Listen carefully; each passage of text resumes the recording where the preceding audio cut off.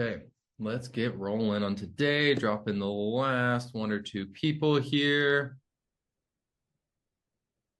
Check the chat. Grand Rising. Grand Isaac, Rising.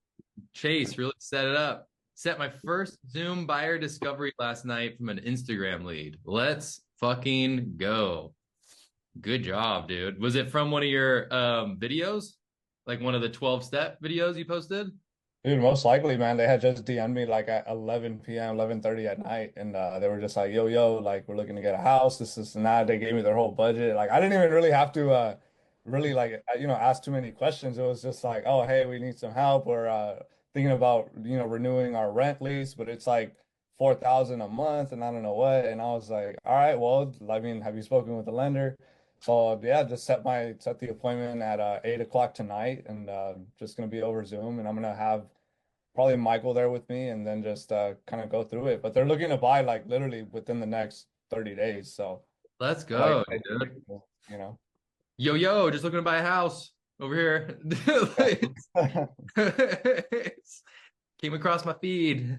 That's sick, dude. Good job. And for those of you who don't know, Isaac went to the Orange County office and recorded the 11 steps to a buyer transaction.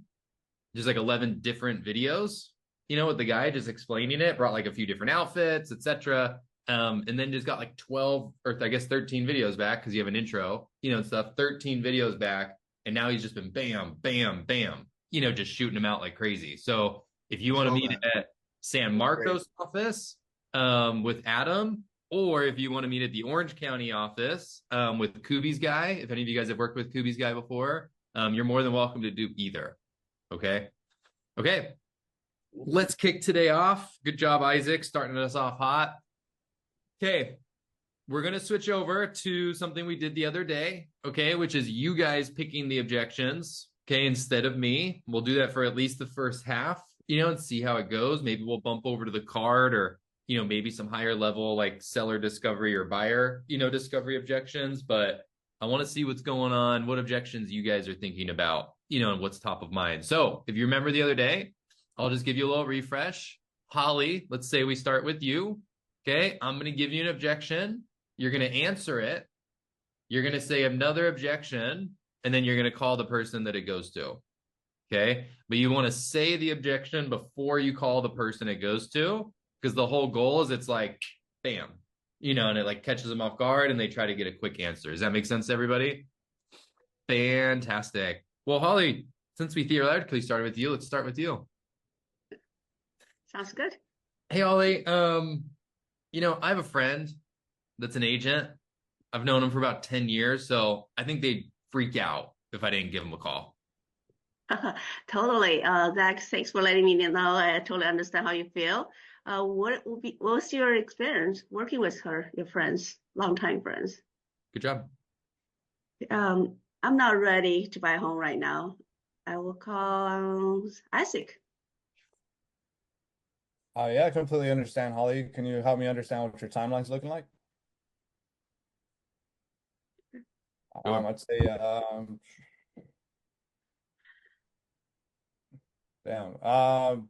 I don't think I have enough for a down payment. Chase. Hey, Isaac. Hey, thanks for bringing that up. Let me know. Can I ask you exactly, is it really the down payment, the interest rate? Have you seen what your buying power looks like in a monthly mortgage? Okay, let's try it one more time. Just because he said, I don't have enough for the down payment. Right. He's specifically talking about the downs. Let's think about it. What's a question that we could ask him? Have you spoke to a professional lender to see what your buying power really could be? Cool. Hey, Isaac, really appreciate the update. That helps me support you a lot. Quick question. Have you talked to an actual like lender about what you need to put down? Or are you just checking that like online? Just ask, like, how do we even know how much they're talking about putting down? They could be reading something online that's like 15%, down, 20% down, something like that. So that's the biggest thing. It's just cool. So like, where are you seeing that?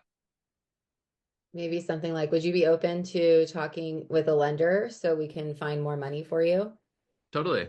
You just kind of want to like lead your way up to that because it's almost a close. Like, where are you seeing that you don't have enough money to put down? Make Do it you count know to how zero. much? Do you know how much you need to put down? Yeah. Another one. Do you know like what's required to put down? Just ask a few questions about that, and then Stephanie nailed the close that you would do, which is, hey, I mean, Chase, if I could connect you with my in-house lender, and he was able to find some extra money for you, and really pull this whole thing together, would you be open to that discussion? You would be great. What about this Thursday? Just kind of push it through. Okay, good job. Pick an objection. Oh, all right. I just want to put the home on the market myself. Honestly, I think 2 agents is unnecessary, so I just want to pay a buyer's agent. Stephanie. Okay, thanks for wait, say that again. I'm sorry. I just want to put the home on market myself.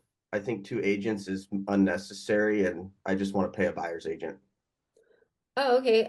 So what's your experience in selling a home? Are you prepared for the marketing and the negotiations and the showings and coordinating the schedules and getting with the escrow and the title and the inspections? Are you prepared for all of the time that will take to facilitate? Possibly. Sounds like a lot of work. Jeez, thought I was just scheduling showings. Yeah. Do you have temporary insurance to protect yourself in the event of a lawsuit afterwards? Does homeowners insurance cover that? That'd be nice. That'd be nice. Cool, good job. Nice. Oh, my turn. Uh, I don't know. I think we're in a low interest rate right now. We have more house than we need, but we really couldn't even buy the house that we're in right now if we wanted to. So it just really doesn't make financial sense for us to make a move right now, even though our home doesn't fit our needs. Tristan. Okay. Well, thank you for sharing that with me, Stephanie. What does a comfortable mortgage payment look like to you? And where we're at right now. Okay. And you said you're at a lower interest rate right now as well? Yeah, like we want to retire in the next 6 years, so we don't want to take on twice the mortgage payment and have to work for another 20. Got it. Okay. What if I could tell you I could find your dream home while keeping the same payments you have now? I mean, yeah, if you could do that, how would you do that? There's I don't know what it's called, but there's this thing where Hey, 2-to-1. 2-to-1 buy down. Yeah. Pitch the lender. Okay, we did good. This is a good first question. Hey, what's a comfortable monthly payment? Like, well, what we have now. I'd be like, great, what's that? Like, what's that? Can't like I don't know what you're paying now. Great, what's that? Well, we're paying about $2,800. Cool. So you got a great house, you got a great monthly payment, but from my understanding, Stephanie, it's not fitting your needs, and it looks like the cost of moving into a home that does fit your needs maybe isn't worth the benefit. Is that what I'm understanding? Mm-hmm. Okay, totally understand. Well, Stephanie, I'm not sure if this is for you, but my in-house lender actually has a program. It's called a 2-in-1 buy down. And what it does is it actually brings your monthly payment down to what it would have been in the interest rate when it was 2-3 points lower. So, I mean, I think there's a chance of it potentially getting back to your original monthly payment. If he could do something like that, would you be open to discussing it? Just lead him there. Simplify it yourself. Don't overcomplicate. There. I love the first question, which is, hey, what is a comfortable monthly payment? That's a great way to start it, because sometimes they'll hit you right back. Oh, well, Tristan, we're paying like 4,000. So, and then sometimes they're like Stephanie, where, well, it's what we're paying now. and you can't just slide by it. This is where like you guys need to put your foot down. Cool. What's that? Our job is not to convince someone to sell. I'm here to support you in selling and see if it makes sense. So if you're push, I don't even want to tell you the monthly payment I have or something like that. You guys got to put your foot down a little bit. And if they're getting super push, I watched this guy yesterday. I thought it was great. He goes, hey, Tristan, I want to be as respectful as possible, with your time. He goes, if it's something to be open to discussing, I'd have to be calling you Thursday. But if you think there's no shot, no chance, and you're just going to stay where you're at, in the larger home, then you can let me know. Like if they're really pushing you, the point where you can't even get anything out, it's essentially like a final shot, if that makes sense. Cool. Tristan. Let's see. Yeah, I've been looking for a home for the last 3 years. I haven't found anything. And I'm waiting for funds overseas to be unfrozen by hopefully next month. And hopefully I can move in with my new family by then. Let's see. Let's go with Kim. Thanks for updating me on that, Tristan. Can you help me understand what a perfect home for you would look like? Oh, simple. Super simple. You guys are giving long objections today. I like it. It's a little different. Okay, Kim. Let me think. Let's see. Right now I signed with someone. I have about a month left to keep looking at homes in La Jolla, but I'm just super burnt out and I am not finding what I like. So I don't really know what I can do in this situation, Nathan. Well, thanks for letting me know that, Kim. What exactly are you looking for that you can't find? Cool. That'd be a good one. If you guys aren't clients yet, and you haven't really fully discovered the criteria, or anything like that. Cool. Totally understand, Kim. I appreciate letting me know. What have you been looking for the last 3 years and can't find? That's a long time. 3 years. Okay, Nathan, how'd your appointment go? It went well. I actually ended up being a Zoom.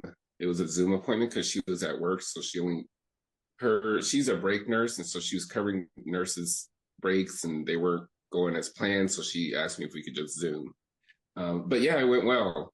And I hooked her up with Bridget afterwards, and they did talk, and Bridget sent her some documents. So I'm actually going to follow up with her today to see how her conversation with Bridget went and go from there. I actually already found her some houses that would fit what she's looking for. So, and I sent her the BBRA too. So she's got all that. I sent her everything. So hopefully we'll get this signed this week.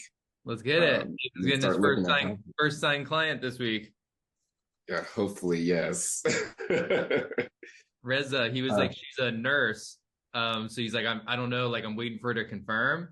And I was like, bro, Reza's gone to a fire station. He has gone to a police station. I was like, you can make it to the hospital. I was like, no problem. I was actually gonna go up there to meet her, but she texted me and said, hey Nathan, I'm sorry, our breaks aren't going as planned. Can we just do Zoom instead? I have a little bit of time between, I think she said 12 and 12:30 or something like that. So I was yeah, okay, so. That's a great cancellation. Hey Nathan, I can't do it, but can we hop on Zoom right now? Good job. Okay, Nathan, your turn to pick the objection. All right. Thanks for telling me about the available homes, Angelina, but I think we're going to wait until after the holidays, but thank you for your time. Absolutely, Nathan. Thank you for sharing that. What do you have going on during the holidays? What's making you so busy?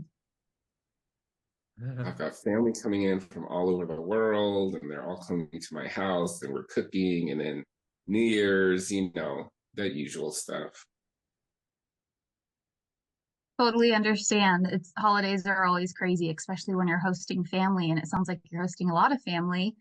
Um, that sounds really exciting. I would love to just keep in touch with you then, and I'll touch back right after the holidays then so that we can reconnect and go over what we have been talking about. Okay, let's refresh this one a little bit from the beginning. Not a huge fan of why are you busy? Because I know we don't like to assume it's like the death, but in a way, if they're like, hey, I'm busy during the holidays, I think we can a little bit assume there, that it's with, friends and family and just holiday, I guess. It could be they're going on vacation. But I would get that just like one or two questions down, potentially say, like, what are you doing, for the holidays? But so like, hey, Angelina, we're really just pushing off till after the holidays. You can give us a call, January. Somebody that's like, awesome.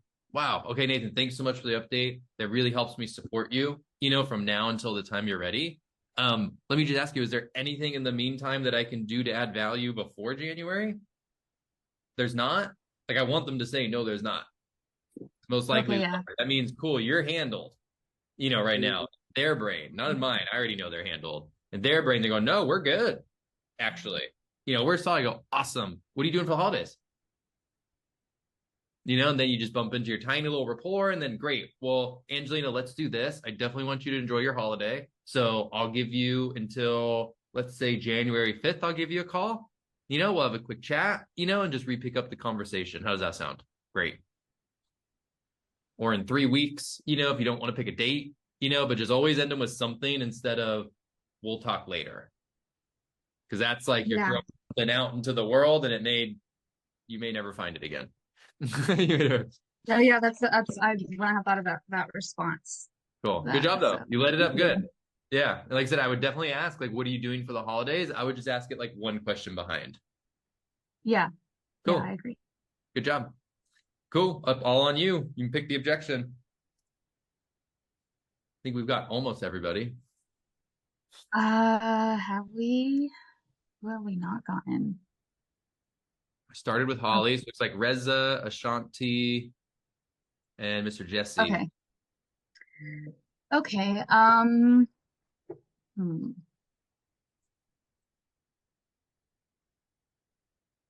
So Reza, I do really like this home. I think it's great, but we are having a hard time deciding if we want to follow through with selling our previous home to buy, or if we want to rent it out because that extra income would be nice. And so it just puts us it's been putting us on hold for buying.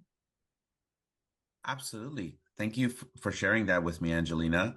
Have you spoken with a financial advisor or a mortgage professional to kind of give you your options as how either scenario would work? No, we haven't. We've just kind of been looking. Haven't put too much thought behind it. Okay, awesome. Yeah, I can certainly see the pros and cons of doing that, and I can run several reports to further showcase what would entail in each of those options to give you and your husband the best opportunity to make a good decision for your family. How does that sound? Good job. Give him a yes, just to close it out strong. Good job, Reza. you got a yes. Okay, cool. Yeah. All right. Objection being, well, this is a neighbor house visit, open house neighbor.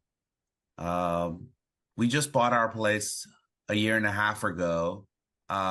We're already growing out of it, and we wish we would have bought a little bit bigger, like the one you're hosting, but we can't do that now. How can we possibly move to something bigger, even if we have a little bit more money, but we just bought like a year and a half ago? Ashanti. All right, thank you, Reza. Thanks for updating me on this. Have you ever worked with a real estate agent before, or a financial advisor to help you with, make these big decisions? Yes, the last house that we bought. Okay, awesome. Okay, awesome. Thank you for that information. Help me understand exactly what you're looking for. Cool. Let's rewind I a would bit. like to. Lost it. Oh, let's rewind. You're good. Yeah. Let's rewind and replant, our feed here. So they say, hey, Ashanti, we can't sell right now. We don't think we can sell. He didn't say we can't, but he said, I don't think we can sell right now and move into a larger home that you have listed in the neighborhood. Like, I don't see how that could be possible. We've only lived here a year and a half. Essentially was the general out picture. So right here, instead of have you worked with an agent before, I think I'd maybe go a little bit of a different direction, because if he says yes or no, that doesn't give us a ton of moving forwards, in the conversation. So whenever I'm asking this question, I just want to think, like, what is going to move it forwards in the way that I want it to go? So you guys are using your questions to pick like where the conversation is going. So if someone tells me something like that, I go, hey, Reza, that's an amazing question, because I really don't know if it makes sense, for you guys to sell and move into a larger home, because you've only been there a year and a half. It's really going to come down to the numbers in your specific situation. Would you be okay if I just asked you a few questions about your current home? Great. Yes. And yet you're letting them know, like, I need to discover to know if this makes sense at all, because I can't tell you right now if it makes sense for you to move into the bigger home. I really can't.